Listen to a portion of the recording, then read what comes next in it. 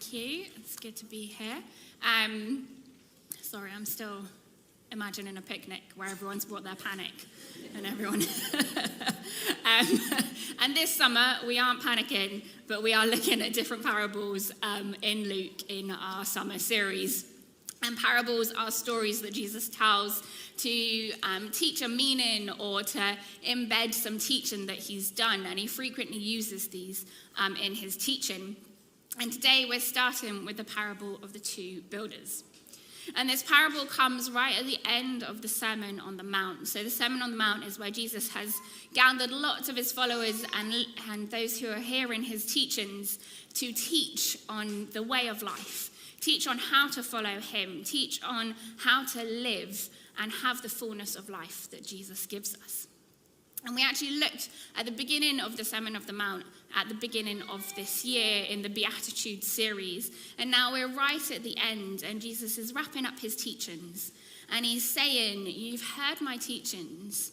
You've heard what I've had to say. What will you do with them? Will you just hear what I've said, or will you put it into practice? Will you do something with it? He's saying to his followers, there's a decision to make. And so we're going to read the passage and get into it. We're in Luke 6, 46 to 49. It says, "Why do you call me Lord, Lord, and do not do what I say?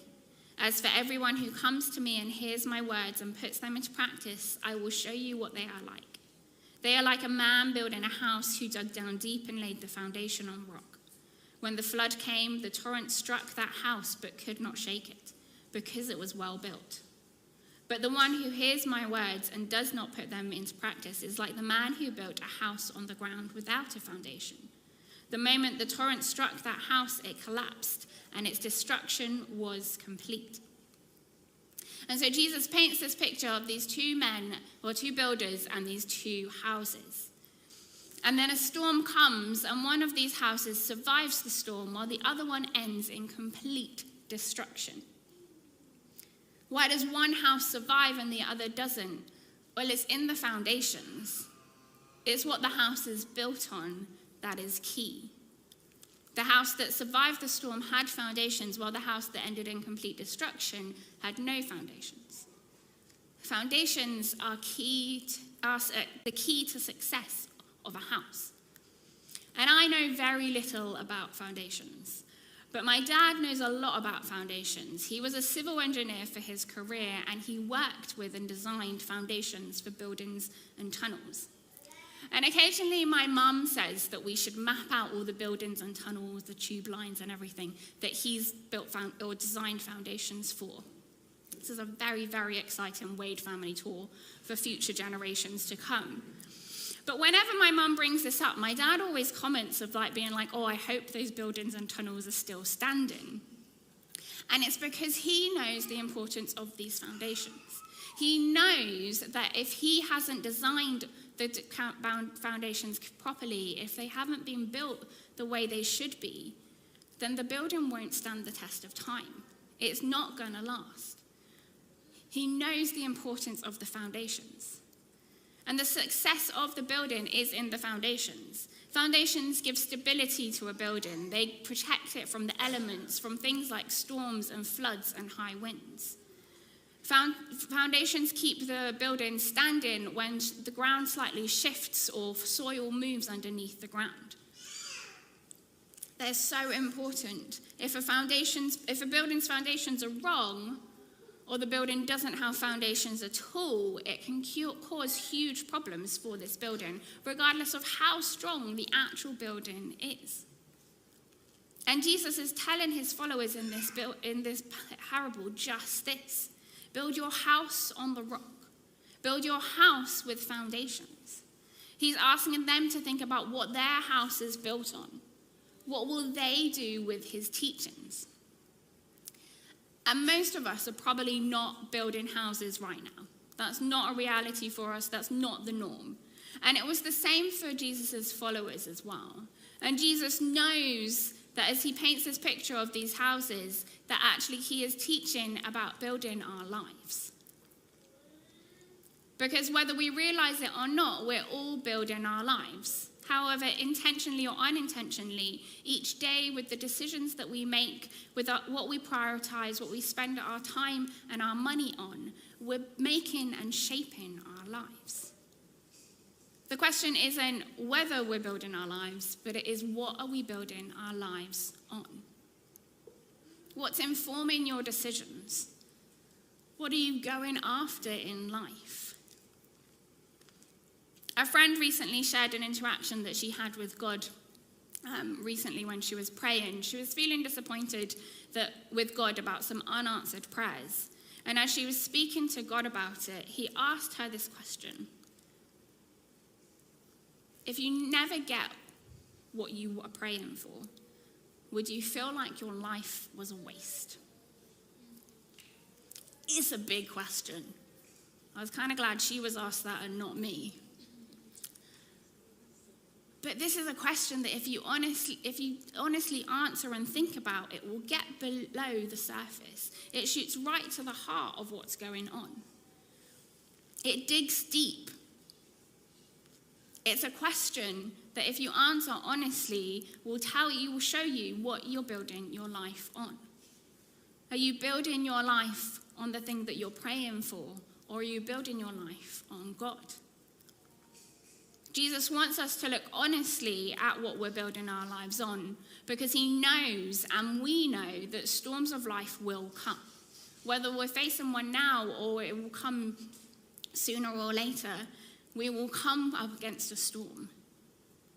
We'll be those builders, and we will find out whether we have foundations, or we will find out what our life is built on. What are you building your life on? What are your foundations looking like? And if you're a Christian or you grew up in Sunday school, you will know that the right answer is Jesus. We should be building our lives on Jesus. It's what Jesus illustrates in the story. Jesus is the rock. He's the firm foundation. If we want to be a wise builder, we build on Jesus. But we can also know something and not actually do it. We can know we need to build our lives on Jesus and not do it. We can hear Jesus' teachings for our whole entire lives and not put them into practice. We might even say we're building our lives on Jesus, but are we actually really, truly building our lives on Jesus? Did you maybe start off building your life on Jesus and then your gaze shifted? Your focus went to something else, and now you're building on something else. We could so easily read this passage and think that Jesus is talking about a Christian builder and a non-Christian builder. But both builders have heard Jesus' teachings. It says of the wise builder, the one who comes to me and hears my words and puts them into practice. And the other builder is the one who hears my words and does not put them into practice. Jesus is talking to those who listen to the Sermon on the Mount. They know him. They listen to his teaching. They know his teachings. It'll be like if he came here and spoke to us. Many of us know his teachings. And Jesus is saying there's a decision to make. What are you doing with his teachings? It's great to know about Jesus and know his teachings, but if we aren't allowing them to make a real difference in our lives, we aren't allowing them to embed in us to bring change, then are we really building our lives on Jesus? The difference between the two builders was that one decided to build foundations in putting Jesus' teaching into practice, and the other doesn't put them into practice. We can profess to be a Christian, read our Bibles, come to church each week, even serve in multiple teams. We can know everything there is to know about Jesus, but if we're not letting it dig deep, if we're not letting it change us in the inside, then we can still find ourselves building our lives on the sand. If we're not rooted in Jesus, if we don't follow him and live out what he says, if we don't allow his words to change us, we can say all the right things, we can do all the right things, but we might find ourselves with a house that is built without foundations, rather than the house that is built with foundations. And so if we don't check our foundations and stop and think, what are we doing with Jesus' teachings? What are we building our lives on? Soon enough, a storm will come and we will find out what our foundations are like. We will find out if they're built on Jesus. And Jesus wants us to build up our lives on him. He wants us to dig deep and lay foundations in him. He wants us to come to him because he is the rock. He is the firm foundation. He wants us to be changed and live in the fullness of the life that he gives us. But we can so naturally lean to building on the sand.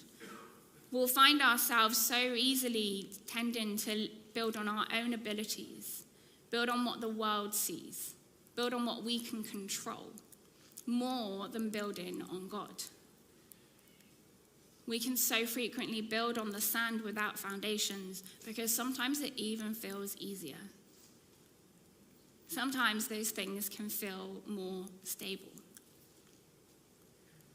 In a world that loves instant success and quick results and Instagram-worthy lives, we can be actually far more interested in the house than in the foundations and what is holding it up. Because building foundations takes time. It takes extra work. If we think about this story that Jesus tells in real time, the one who built the house on the ground with no foundations will have finished their house far quicker than the one that built their house with foundations. In one day, the walls might have gone up on the house that has no foundations, while there are only holes in the rock for the foundations to be laid with the other house. People might come and visit the house that is finished without foundations. They'll marvel at it. They'll see how great this wonderful house is. While the other builder may have just these foundations in the ground and nothing else to show for their work.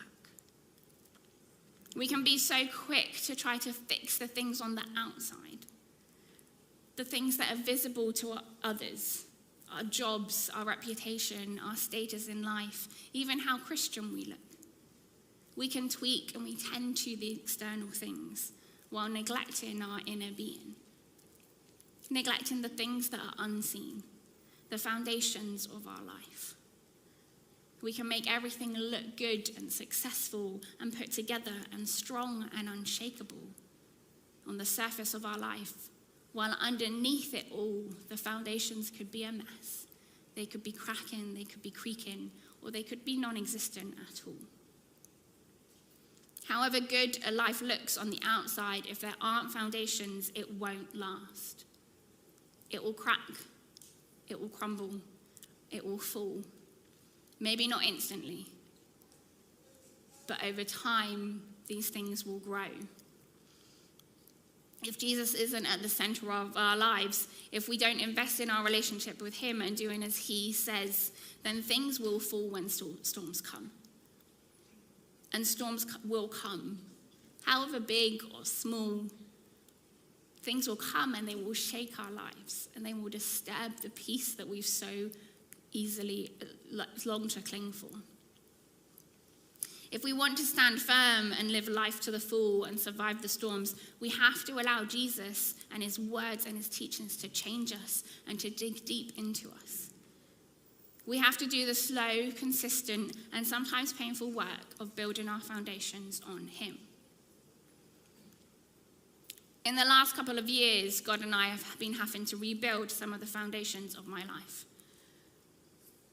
And there has been wonderful freedom and joy and life in that, and I see the worth and the value of doing that. But also it's been painful, it's been difficult, it's been frustrating and confusing at times.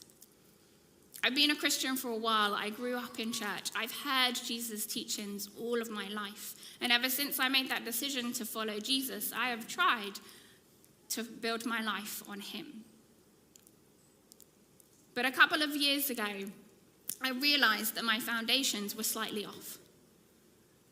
And I realized that my foundations weren't completely built on Jesus, but rather on my good works and my abilities. The security of my life was more on getting it right and being the perfect Christian than actually on Jesus. A mentor pointed out one day that I was relying more on myself than on Jesus to fix the problem. And I started to notice the cracks in my foundation. I started to notice where I was building not on foundations but on sand. A storm didn't hit me full force to make me notice these things. It was more like just constant waves hitting up against me, just against the rock, against the sand. The little things, the comparisons, the feeling that I'd done all this hard work for God and not get what I wanted in return. The tiredness of trying to hold it all together myself. The pressure of never getting it wrong. And it wasn't working, I was just tired. I saw the truth of what my mentor had said, and that my life was built on my identity of being the perfect Christian, which I'm definitely not, more than the identity of who I am in Jesus. And I knew something had to change. I knew that this was not firm ground, but on Jesus it was. I knew that if I didn't change it, my life was going to go to a path of bitterness, judgment, and potentially giving up and destruction. When we look at our foundations, when we build our lives on Jesus, there is real freedom to be found. He's the strong one, not me. I don't actually have to trust in my abilities because God is going to take me through. I can trust in who he is. There's a newfound peace and a joy in the journey of discovery and rebuilding my foundations. There's also been work, and it is a long journey, and I'm not finished yet. There are times, even as I prepared for this preach, where I slipped back into it's on me. It's in my ability.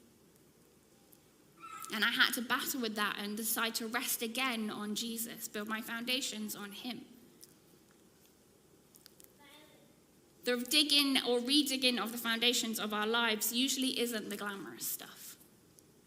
Most of it isn't seen in the seen stuff, the visible stuff to others. The main work is actually in the quiet places, in the hidden things, in your time with Jesus, in the wrestles, in the prayer times, in those moments where you have to give things up or lay things down. It's in the daily decisions of following Jesus and building your life on him. But it is so worth it because he is so strong.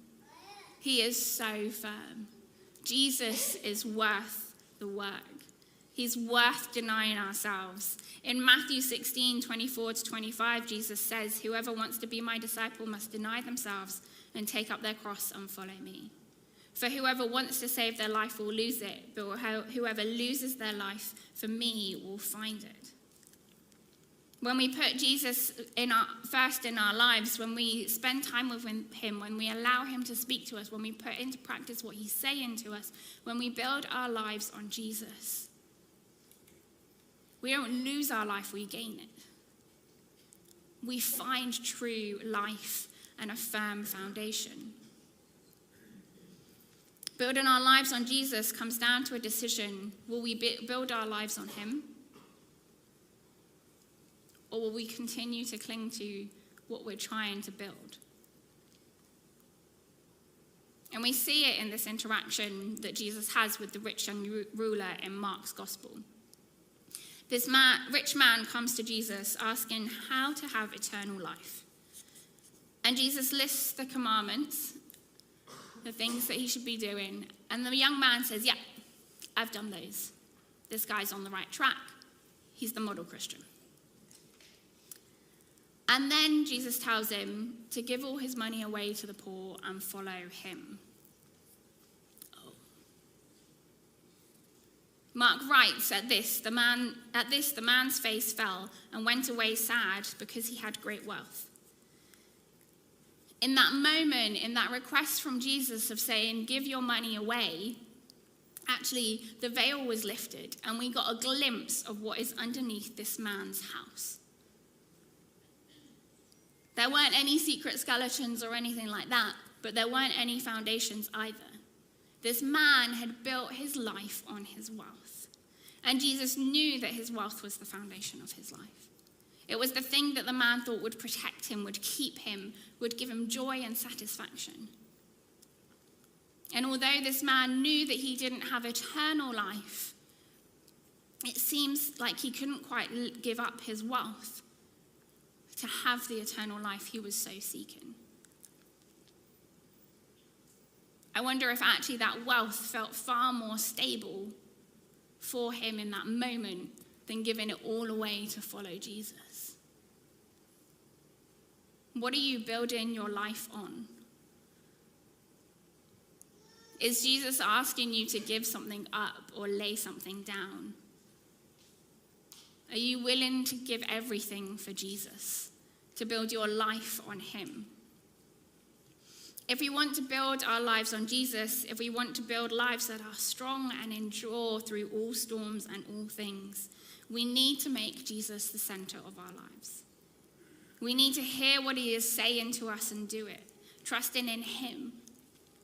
We need to do this daily because we can so easily find ourselves focusing on other things, putting other things or ourselves at the center of our lives, suddenly building part of the house without foundations. Jesus wants to give us a firm foundation. He wants to give us a life to the full. He wants to give us real living hope. He wants to give us an assurance and a confidence in him that whatever is to come, regardless of storms, we will stand strong because we are built on him. He wants to give us a joy that is not based on circumstances, but that is based on him and that brings us strength. He wants to give us a peace and rest and a real deep rest. But to have these things, we have to build our lives on Jesus. Tom Wright, a theologian, writes, Jesus' radical offer of new and abundant life is so all-embracing and all-demanding that people try to find alternative ways. What Jesus offers is so wonderful. It's so incredible. It's so life-giving and secure and full of hope and refuge. But it takes putting Jesus at the center. It takes surrender. It takes looking at ourselves and looking at our foundations. And we can so easily try to find an easier route. Try to find an alternative way to secure our footings of the life we build in. Sometimes those things that we're building our lives on feel less costly. It can even feel more secure at times. The world will promise us stability, a life in our wealth, in our relationships, in our status, in our reputation, in our actual house even. In a world where the narrative is follow your heart, it's in you can save yourself, just do this and we'll fix the world. But we've been fighting these problems for so long. For generations, we've been dealing with wars. We've been dealing with disasters and brokenness and pain and sickness and financial instability. These things don't give us a firm foundation as much as the world will tell us, because Jesus is the only firm foundation. He's the one that holds back the waters. He's the one that calms the wind and the waves and makes paths through seas when we're pressed on all sides. Jesus is the one who went through the greatest storm and came out the other side so that we could be saved. Through his death and resurrection, he made a way for us to go to the Father. He made a way for us to build our lives on a firm foundation.